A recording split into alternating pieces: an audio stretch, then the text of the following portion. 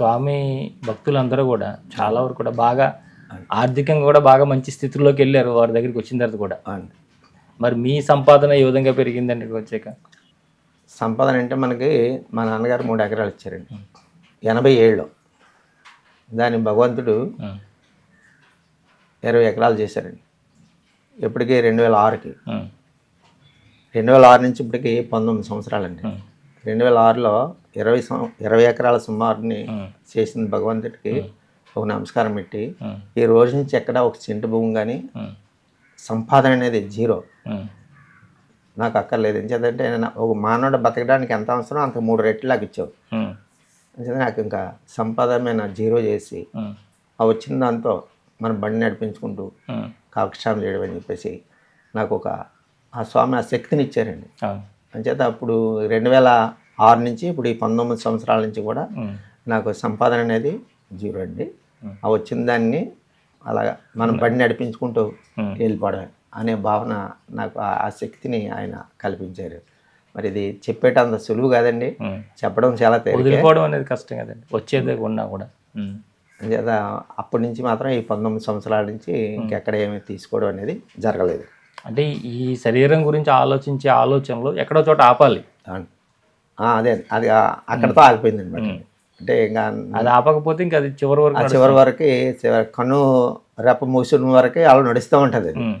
అది మరి ఆయన వల్లే నాకు ఆ శక్తి నాకు కలిగిందండి. ఎవరికో చాలా లక్షల్లో ఒకరికి దొరికే ఒక వరం నాకు ఇచ్చాడు భగవంతుడు, స్వామి స్వయంగా వచ్చి నాకు ఇక్కడ మా ఇంట్లో వారు విభూతిని ఇస్తున్నారు అని ఒక సాత్వికమైనటువంటి చిన్న అహంకారం మీలో పెరిగిందండి? లేదండి. ఇచ్చేదంటే ఇదే ఫస్ట్ అండి. 15 సంవత్సరాల నుంచి మీరు ఒక్కరికే ఇంటర్వ్యూ కానీ ఈ రోజుకి ఎక్కడ నో అండి. ఆయన ఏం చెప్పారంటే నువ్వు ఏది చేసినా కుడి చేతితో చేసింది ఎడమ చేతి తెలియకూడదు, చేత నువ్వు డబ్బాలు కొట్టుకోకు, ప్రసారం చేయకు అని ఆయన చెప్పారండి. దానికి అవునండి లోన్ మేడ్ నూలు అయిపోయి ఉండిపోయిందన్నమాట. గుప్తంగా. అందుకని ఇక ఈరోజు కూడా మా వాళ్ళు చాలామంది అంటారండి, ఇది ఎవరికై పేపర్లకి ఎలా అలా చూపించాలి అలా చూపి 10 మంది తెలియాలి కదా అంటారు. ఆయనకి తెలిసి మనకెందుకు, ఆయనకి మనకి తెలుస్తుంది. ఆయన ప్రపంచానికి మనం చాటక్కర్లేదు, ఆయనకి ఎలా చాటుకోవాలో ఆయన తెలుసు అని చెప్పేసి ఆయన మీద ఒగ్గేసి మనం నార్మల్గా ఉన్నాం తప్ప. అంటే ఇప్పుడు జరిగే ఈ ఇంటర్వ్యూ అని సత్యసాయి ప్రేరణతోనే జరుగుతుందని మీరు భావిస్తున్నారు? ఖచ్చితంగా ఆయన ప్రేరణతో అండి. ఆయన ప్రేరణ అంటే ఎలా అనుకుంటున్నారు? అది ఎలా జరిగింది అనుకుంటారు? అంటే స్వామి అది ఏ రూపాన్ని ఎవరిని కలిపి దాన్ని 10 మందికి పంచాలనేది ఆయనకే తెలిసింది. అంచేత ఆయన మిమ్మల్ని ఈ రూపంలో తీసుకొచ్చి మాకు ఇక్కడ ఆ స్వామి ఆ సన్నిధికి తీసుకొచ్చి మీకు ఇంటర్వ్యూగా ఇచ్చారని చెప్పేసి నేను నమ్ముతున్నాను. మీరంతటా మీరుగా అడగలేదు? నేను అడగలేదండి, మేమే వచ్చాం. మీరే వచ్చారండి. అదే ఇది సత్యం. ఎందుకంటే తత్వం ఇక్కడ ఉంది, పూర్తి శరణాగతితో ఉండే భక్తులు ఏ విధంగా ఉంటారో ప్రపంచానికి తెలియాలి అని ఒక ఉద్దేశంతోనే మీ దగ్గర రావడం జరిగిందండి. అంటే బాబా గారు చూపించిన మహిమలు మీరు చూపిస్తారని కానీ బాబా గారిలా మీరు కానీ శరణాగతితో ఉంటే మీరు చేయవలసిన పని ఆయన చేస్తారు కదా. మీకేం కష్టం ఉంది? ఇప్పుడు అన్ని ఇచ్చుకునేది ఆయన ఇస్తున్నారు. అన్నీ ఆయన ఇస్తారండి. అవును. చేత మనం అడిగితే అడిగిన పడుతుంది, అడిగిన వాడికి అన్ని ఇస్తానన్నారు. దానికి నేను ఓకే అయిపోయాను అనమాట. ఆ రకంగా కంటిన్యూ అవుతుంది ఇప్పుడు దాదాపు 25 సంవత్సరాల నుంచి. అంటే ప్రశ్నలు ఇస్తుంటారండి మాట ఎప్పుడైనా మీరు బాబా గారిని ప్రశ్నలు వేస్తూ ఉంటారా? నేను వేయనండి అంతరంగంగా, ఎప్పుడు అడగనండి. ఎందుకంటే ఇంకా అడగడం అన్నీ అలవాటు కాదు, ప్రశ్నలు కూడా నేను ఏమీ ఆయన్ని అడగడం నాకు తెలియదు. 25 సంవత్సరాలు ఏ ఒక్కటే కూడా అడగడం తెలియదు. ఎంత కష్టం వచ్చి పడినా. మరి మీకు ఎలా ఉంటుంది ఆయనతో బంధం? మరి ఏదో ఒక విధంగా బంధం పట్టుకోవాలంటే దేన్నైనా ఈజీగా తీసుకుంటాను. అంటే దాని వెనకాల ఏదో అంతరార్థం ఉంది స్వామి మనకి ఇచ్చారు అనుకుంటాను. ఎంత కష్టం వచ్చినా దాని వెనకాల ఏదో అంతరార్థం ఉంది, మంచిగా ఉంటుంది, చెడు వెనకాల మంచిగా ఉంటుంది అనే భావంతో దాన్ని తేలిగ్గా హాయిగా ప్రశాంతంగా నవ్వుకుంటూ తీసుకుంటాను. అదండి ఇప్పుడున్నటువంటి ఈ లోకంలో ఇప్పుడున్నటువంటి జరుగుతున్న పరిణామాల్లో ఈ భక్తి అనేది బాగా తగ్గిపోతుంది కదా. మరి ఎలా దీన్ని ముందుకు తీసుకెళ్లాలని?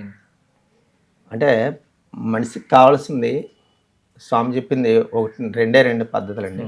ఒకటి 10 మందికి ఆదర్శంగా ఉండాలంటే సేవ అనేది ఉండాలండి. ఏదో రూపాన్ని సేవ అనేది ఉండాలి. దాని తర్వాత ప్రేమను పెంచుకోవాలి. ఈ రెండు ఉంటే 2 రెక్కలు నువ్వు ఎక్కడికైనా ఎగిరిపోవచ్చు. ఈ రెండట్లో ఏ ఒక్కటి లేకపోయినా ఒక రెక్కలేని పక్షి ఎలా ఉంటుందో నీ పని అంతే అని చెప్పేసి స్వామి చెప్పారండి. దాన్ని ఆచరణలో పెట్టడానికి నా సాయసుతల ఆయన శక్తి ఎంత ఇచ్చారో అంత వాడుకుంటున్నాను. అంటే భక్తి భావం పెరగాలంటే ప్రజలు ఏం చేయాలని నేను అడుగుతాను. భక్తి ఇదేనండి, ఈ రెండేనండి. సేవా ప్రేమ చేస్తూ ఉంటారు అంటే వారు చేసే ప్రతిరోజు చేసే కార్యక్రమాల్లో ఎలాంటివి పెంచుకున్నట్టు ఇప్పుడు మీ జీవనం ఏ విధంగా ఉంది ఉదయం నుంచి సాయంత్రం వరకు అలా అది తెలియజేస్తే వాళ్ళు కూడా అది ఫాలో అవుతారు కదా అందరు కూడా. అదే నేను చేసేది ఇదండి, ఈ రెండిట్లోనే నేను ఎక్కువ ఫాలో అవుతూ ఉంటానండి. ఒకటి ఎవరికొకరు సాయపడాలి. ఇప్పుడు సహాయం అనే దగ్గర గురుగారు మీరు ఎప్పుడైనా ఆలోచించారు? సహాయం అనే దగ్గర ఒకరు సహాయం పొందే స్థితిలో వాళ్ళు ఎందుకు ఉండాలి, మీరు ఎందుకు వారికి సహాయం చేయాలి? భగవంతుడు సర్వంతర్యామిని, అందరిలో ఆయన ఉన్నాడండి. ఎవరికి మనం సహాయం చేసినా భగవంతుడికి చేస్తున్నామనే భావన అక్కడ కలగాలి. ఆ భావన మనలో కలగలేదంటే ఖచ్చితంగా మనలో అహం మొదలడుతుంది. అహాన్ని చంపుకోవాలంటే ఎవరికొరికి మనకి ఉపయోగపడాలి. మన శరీరం ఎవరికొరికి ఉపయోగపడాలి. ఉపయోగపడడం అంటే మనలో అహం తగ్గుతుందండి. మనలో అహం తగ్గుతుంది. తగ్గిందంటే ఆటోమేటిక్గా మనలో అన్ని భావాలు కూడా సన్నగిలుతాయి. మనం చెప్పినట్టు మన ఇంద్రియాలు వింటాయి. అది ఎప్పుడైతే మనకి ఎదురుగా ఆడికి ఎందుకు సేవ చేయాలనే భావన మనలో కలిగింది అనుకోండి, మన ఇంద్రియాలు వాటికి అయ్యే ఏ క్షణాన్ని మనల్ని ఎక్కడ తోసేస్తాయో తెలియదండి. కామం, క్రోధం, లోభం, మదమచ్చరాలు ఈ 5, 6 కూడా ఏ క్షణాన్ని మన విజృంభించి ఎక్కడ పడిచేస్తాయో మనకు తెలియదు. అంటే మీకు కోపం రాదా గురుగారు? కోపం వచ్చిన క్షణాలు మీద వెళ్ళిపోద్ది. అయితే స్వామి చెప్పారండి, అంటే మహాత్ములకు కోపం వస్తే నీటి మీద రాతలాగా రాస్తా ఉంటే వెళ్ళిపోద్ది. అలాగే మధ్యతరగతి కూడా కోపం వస్తే ఒక ఇసుక మీద రాస్తే ఒక 10 రోజులు 20 రోజులు ఉంటాయండి, గాలికి కరిగిపోద్ది. అలాగే మూర్ఖుడు కోపం వస్తే శిలాపలక మీద రాసిన అక్షరాల్లాగా ఉండిపోద్ది. ఇందులో దేనికి చెందినోడు నువ్వు చూసుకోంటారు స్వామి.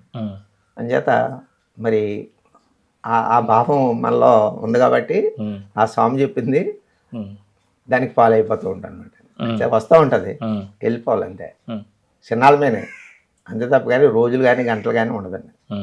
నా మటుకు నేను చెప్తున్నాను అదే.